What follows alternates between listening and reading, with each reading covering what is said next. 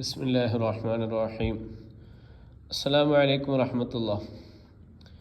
ശ്രീനാരായണ ഗുരു open യൂണിവേഴ്സിറ്റിയിലെ അഫ്ളൽ ഉലമ വിദ്യാർത്ഥികളെ, നാം ഇന്ന് ചർച്ച ചെയ്യുന്ന വിഷയം ഹിസ്റ്ററി ഓഫ് അറബിക് ലിറ്ററേച്ചറിലെ ഫസ്റ്റ് യൂണിറ്റാണ്. അൻ-നസ്റുൽ ജാഹിലി, ജാഹിലിയ കാലഘട്ടത്തിലെ ഗദ്യ സാഹിത്യം. ഗദ്യത്തെക്കുറിച്ചാണ്, ജാഹിലിയ കാലഘട്ടത്തിലെ ഗദ്യം. യസ്തതിഉ താലിബു ഖിലാല ദിറാസത ഹാദിഹിൽ വഹദ, ഈ യൂണിറ്റ് പഠിക്കുന്നതിനിടയിൽ വിദ്യാർത്ഥികൾക്ക് മനസ്സിലാക്കാൻ കഴിയും അയതഅറഫ അലാ ബിഅത്തിൽ അദബിൽ ജാഹിലിയ, ജാഹിലിയ കാലഘട്ടത്തിലെ സാഹിത്യത്തിൻ്റെ പരിസ്ഥിതിയുടെ മേലുള്ള അറിവ്. അയഫ്ഹമ അലൻ നസ്രിൽ ജാഹിലി വ താരീഖിഹി, ജാഹിലിയ കാലഘട്ടത്തിലെ ഗദ്യത്തിൻ്റെ മേലും അതിൻ്റെ ചരിത്രത്തിൻ്റെ മേലുമുള്ള മനസ്സിലാക്കൽ. അയ്യതഅറഫ അല അൻവാഇൻ നസ്രിൽ ജാഹിലി, ജാഹിലിയ കാലഘട്ടത്തിലെ വിവിധ തരം ഗദ്യത്തിലെ ഇനങ്ങളെ മനസ്സിലാക്കൽ. ഫഹ്മു മയ്യിസാത്തിൻ നസ്രിൽ അറബിയിൽ ജാഹിലി,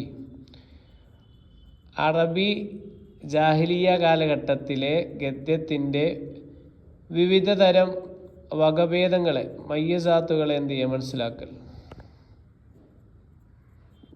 മയ്യസാത്തിന് സവിശേഷതകളെന്ന് വേണമെങ്കിൽ പറയാം കേട്ടോ. ഫഹ്മു മയ്യസാത്തിൻ നസ്രിൽ അറബി ജാഹിലി, ജാഹിലിയ കാലഘട്ടത്തിലെ അറബി ജാഹിലിയ കാലഘട്ടത്തിലെ ഗദ്യത്തിൻ്റെ സവിശേഷതകളെ മനസ്സിലാക്കൽ. അപ്പോൾ ഇനി നമുക്ക് ക്ലാസ്സിലേക്ക് കടക്കാം. ഓരോ വാക്കും അർത്ഥം പറഞ്ഞ് പോകുമ്പോൾ സമയം പോകും. അതേപോലെ അതിനുള്ള സമയവും ഇല്ല, സന്ദർഭമല്ല. ഇത് നമ്മുടെ എക്സാം ഉടനെ അടുത്തിരിക്കുന്നത് കൊണ്ട് ഓരോ സെൻറ്റൻസും വായിച്ച് അതിൻ്റെ അർത്ഥം പറഞ്ഞു പോകാം. അതായിരിക്കും കരണീയമെന്ന് തോന്നുന്നു.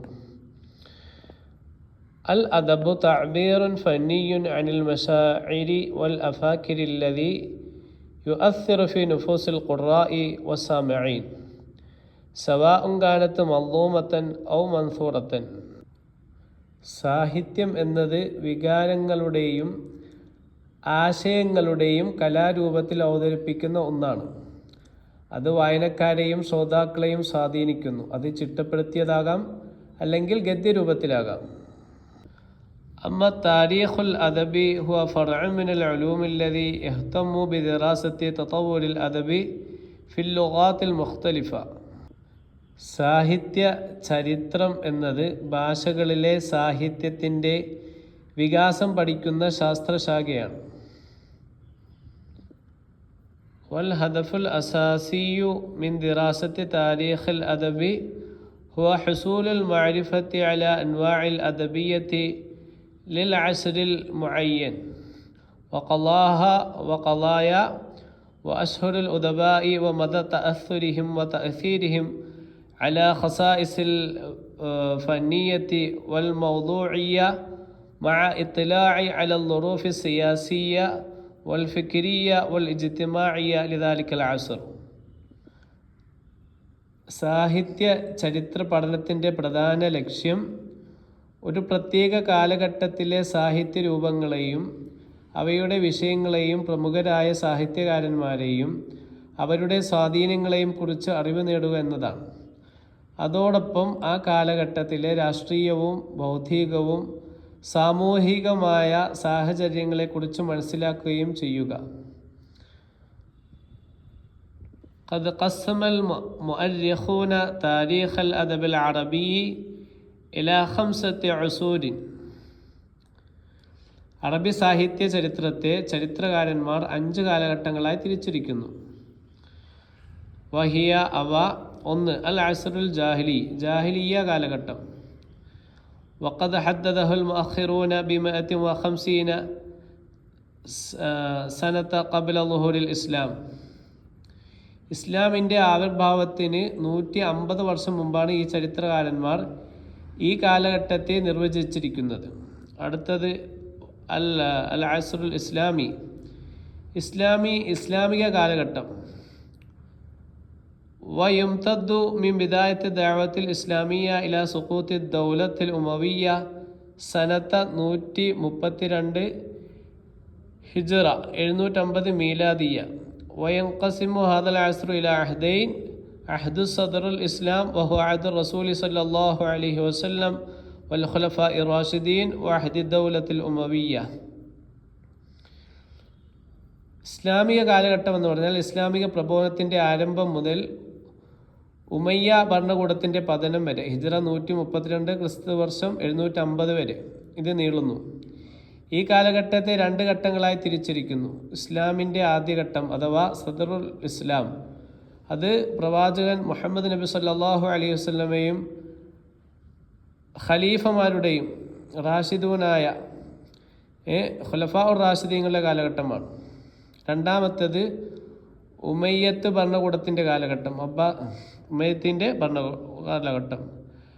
അൽ അസ്റുൽ അബ്ബാസി, അടുത്ത മൂന്നാമത്തെ കാലഘട്ടമാണ് അബ്ബാസി കാലഘട്ടം.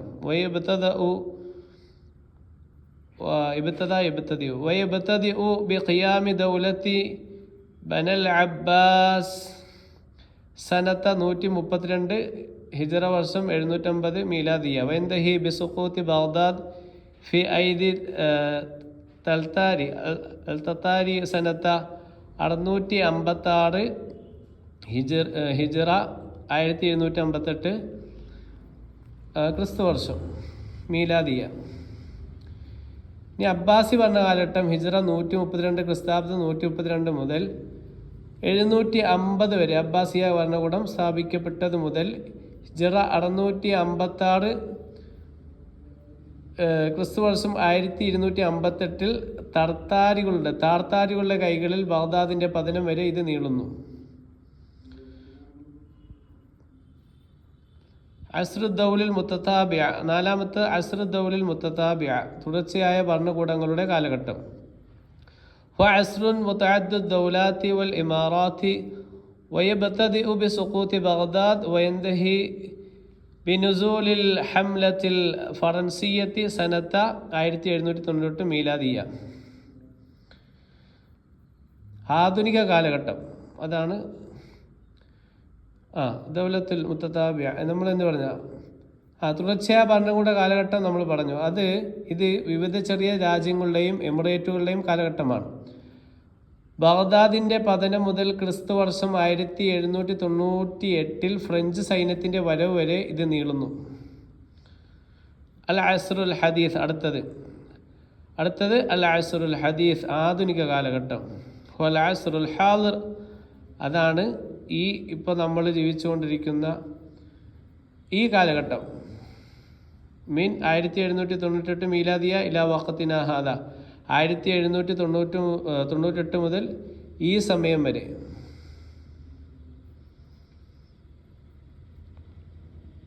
ഇനി കീവേഡ്സ്, പ്രധാന വേഡ്സ് നോക്ക്. അൽ ഖിതാബത്തു, അൽ ഹുക്കുമു, അൽ അംസാൽ, അൽ വസായ, അൽ വസ്, അൽ അഖാസിസ്, സജ അൽ കുഹാൻ.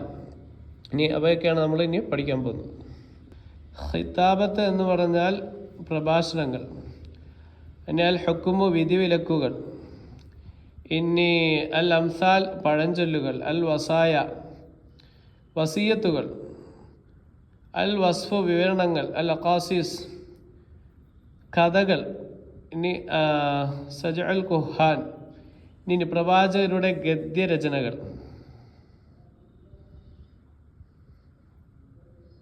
അടുത്ത ഡിസ്കഷൻ, ബിഅത്തുൽ അദബിൽ ജാഹിലി, ജാഹിലിയ സാഹിത്യത്തിൻ്റെ പരിസ്ഥിതി.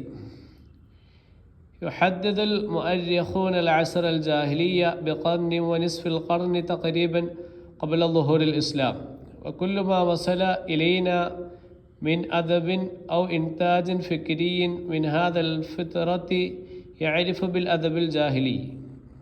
ജാഹിലിയ കാലഘട്ടത്തിലെ സാഹിത്യ പരിസ്ഥിതി, അതിനെക്കുറിച്ചാണ് നമ്മൾ പറയുന്നത്.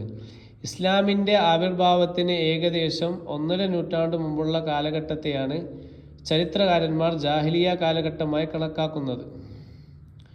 വഹുവ തർജമത്തുൽ ലിൽ ഹളാറത്തി ഫിൽ അസ്രിൽ ജാഹിലി വഖദ് മസല അഗ്ലബഹു ഫിശ് ശിഅർ വകാനത്തുൽ ലുഅത്തുൽ അറബിയ്യത്തു ഫിൽ അഹ്ദിൽ ജാഹിലി ഖനിയതൻ ബിസർവത്തിൽ കലാമിയ. ഈ കാലഘട്ടത്തിൽ നിന്ന് നമുക്ക് ലഭിച്ച സാഹിത്യപരമോ ഭൗതികപരമോ ആയ എല്ലാ സൃഷ്ടികളെയും ജാഹിലിയ സാഹിത്യം എന്ന് പറയുന്നു. ഇത് ജാഹിലിയ കാലഘട്ടത്തിലെ നാഗരികതയുടെ ഒരു വ്യാഖ്യാനമാണ്. അതിൻ്റെ ഭൂരിഭാഗവും കവിതയാകുന്നു. അതിൻ്റെ ഭൂരിഭാഗത്ത് അത് കവിതയായിരുന്നു. ജാഹിലിയ കാലഘട്ടത്തിൽ അറബി ഭാഷ വാക്ചാതുര്യത്താൽ സമ്പന്നമായിരുന്നു. ഇംതാസുൽ അറബി ബൈന ഉമമിൽ ആലം വശുഊബിഹി ഫിൽ അസ്രിൽ ജാഹിലി ബിഅഖ്ലാഖിൻ വമവാഹിബിൻ തഫറദു ബിഹാ കൽഫസാഹത്തി വഖുവത്തിൽ ബയാനി വഹുബ്ബുൽ ഹുരിയത്തി والأنفة والفروسية والصراحة في القول وجودة الحفظ وقوة الذاكرة وقوة الإرادة والوفاء والأمانة وإكرام الضيف والقرى، وكل ذلك يتجلى في أدبهم نظما ونثرا، وخاصة الشعر الذي قيل عنه إنه ديوان العرب. ലോകത്തിലെ മറ്റ് ജനതകളിൽ നിന്ന് അറബികളെ വേർതിരിച്ചെടുത്തത് അവരുടെ സ്വഭാവ ഗുണങ്ങളും കഴിവുകളുമായിരുന്നു. അവയിൽ വാക്ചാതുര്യം, സംസാരത്തിലെ ശക്തി, സ്വാതന്ത്ര്യത്തോടുള്ള സ്നേഹം, അഭിമാനം, ധീരത, സത്യസന്ധത, നല്ല ഓർമ്മശക്തി, ശക്തമായ ഇച്ഛാശക്തി, വിശ്വസ്തത, വിരുന്ന് സൽക്കാരം, അയൽവാസികളോടുള്ള ആദരവ് എന്നിവ ഉൾപ്പെടുന്നു. ഇതെല്ലാം അവരുടെ ഗദ്യത്തിലും പദ്യത്തിലും, പ്രത്യേകിച്ച് അറബികളുടെ ദീവാൻ എന്ന് വിശേഷിപ്പിക്കപ്പെട്ട കവിതയിലും പ്രതിഫലിച്ചിരിക്കുന്നു. وأشهر هذه الأسواق عقال وهو أشهر فضلا وأقوى أثرا في تهذيب العربية، وكان الشعراء يأتون بقصائدهم لتعرض على محكمين من كبار الشعراء معظمهم من قبيلة بني تميم. ومن أشهر المحكمين فيه النابغة